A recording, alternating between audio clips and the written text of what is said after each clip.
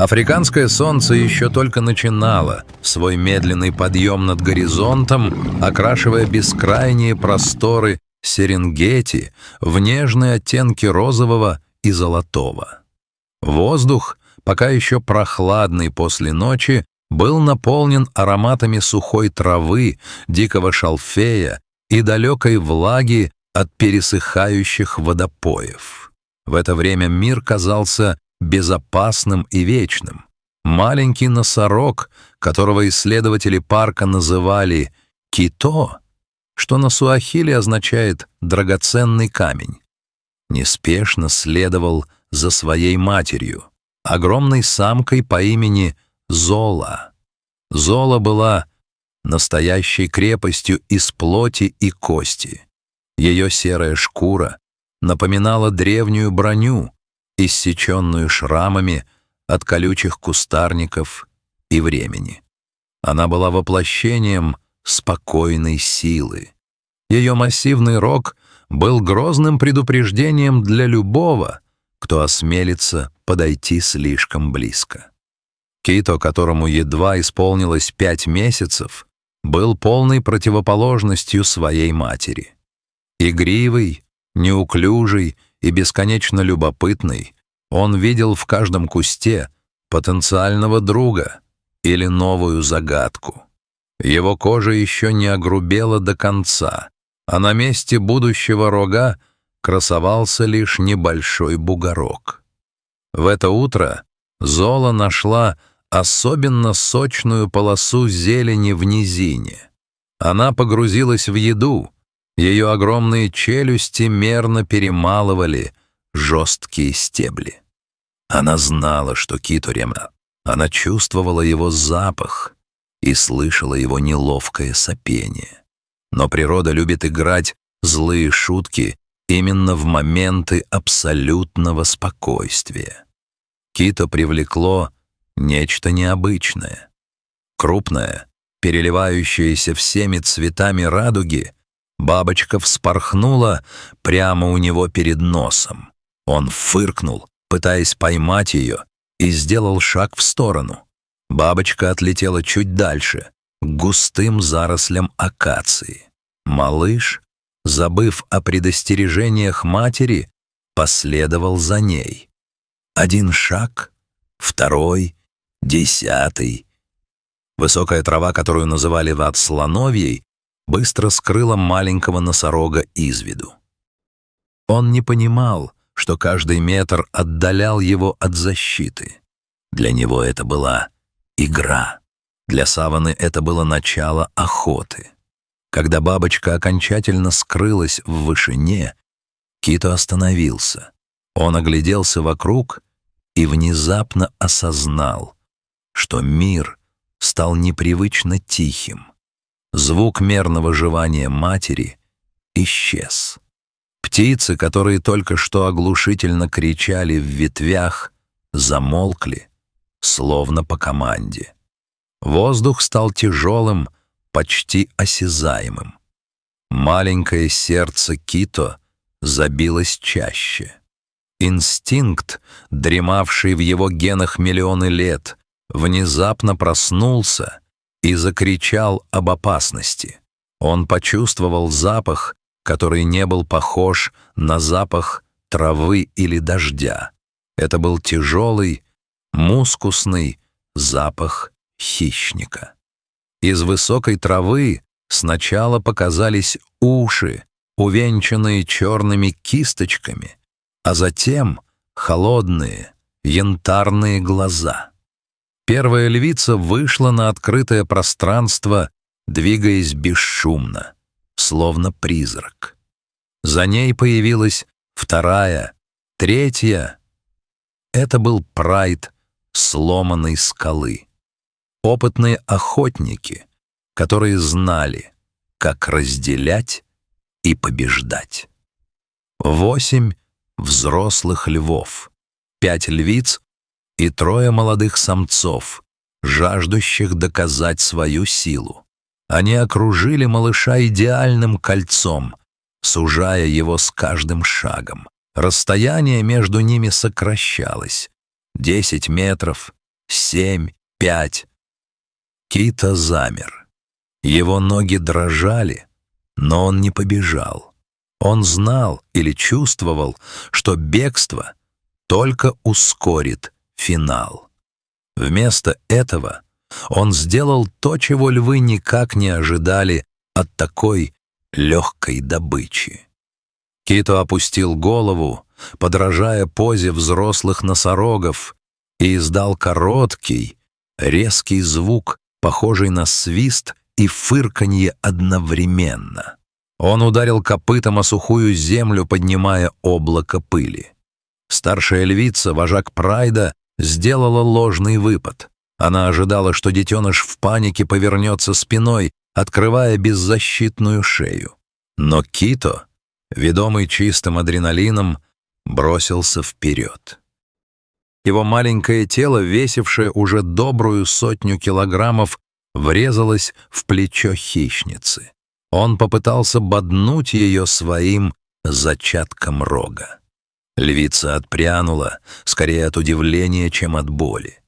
В ее глазах мелькнуло что-то похожее на уважение, смешанное с азартом. Она издала низкий рык, и остальные львы начали действовать. Они начали свой смертельный танец. Один лев заходил спереди, отвлекая внимание, в то время как двое других пытались обойти с тыла. Кито крутился на месте, как волчок. Он неуклюже подпрыгивал, делал короткие выпады, мотал головой. Пыль стояла столбом, скрывая участников этой неравной схватки. Но силы были слишком неравны. Молодой лев, выбрав момент, когда Кито отвлекся на вожака, прыгнул и полоснул когтями по боку малыша.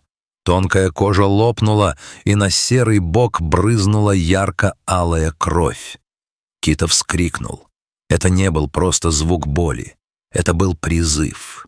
Высокий, пронзительный звук, который разнесся над саванной, достигая ушей той, кто готов был ради него разрушить этот мир. В полукилометре от этого места Зола резко подняла голову. Клок несъеденной травы выпал из ее пасти. Она не просто услышала крик, она почувствовала его каждой клеточкой своего тела. В следующее мгновение саванна содрогнулась. 2 тонны ярости, закованные в ороговевшую кожу, сорвались с места.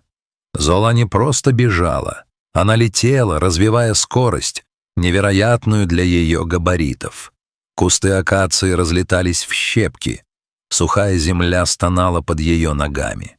Львы уже готовились нанести решающий удар. Кито стоял на коленях, тяжело дыша, его бок соднил, а в глазах стояли слезы.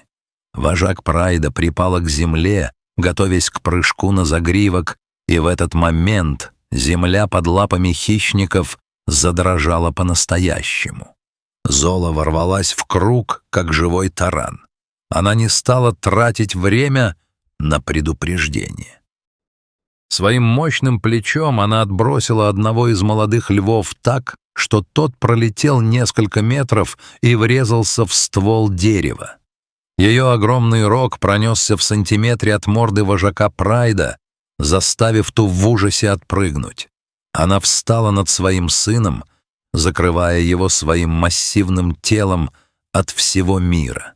Ее дыхание было похоже на удары кузнечного меха, а глаза горели первобытной яростью.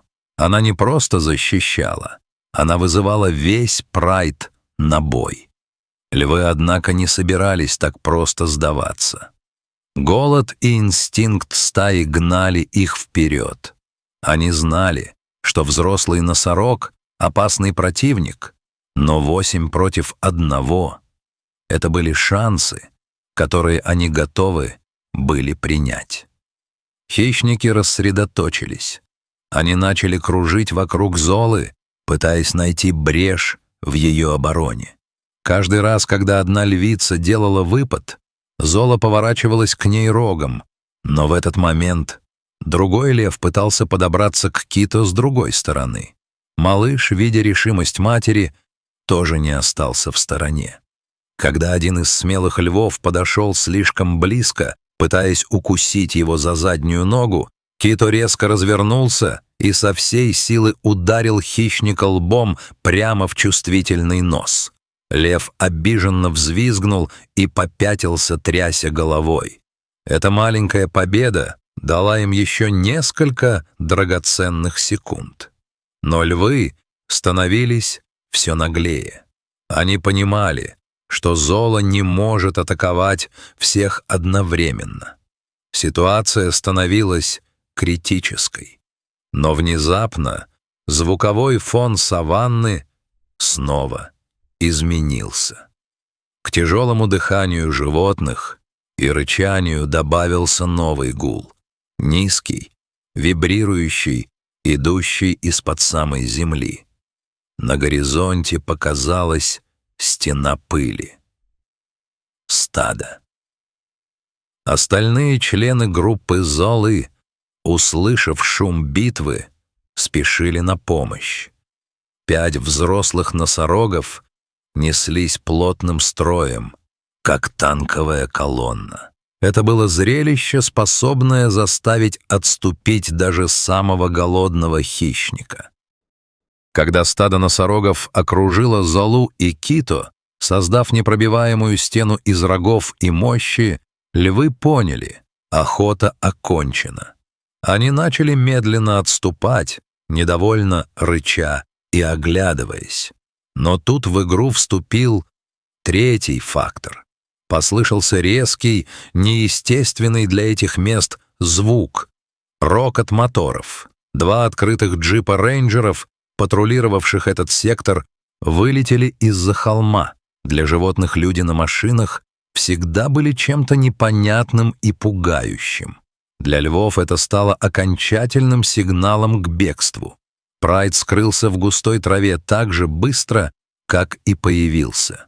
Рейнджеры, опытный ветеринар Дэвид и его помощница Сара остановили машины в 100 метрах. Они часто видели суровость дикой природы, но эта сцена заставила их затаить дыхание. Центр круга из 5 огромных носорогов занимала Зола, нежно подталкивающая носом раненого Кито. «Посмотри на него», — прошептала Сара, глядя в бинокль. «Он ранен, но он стоит.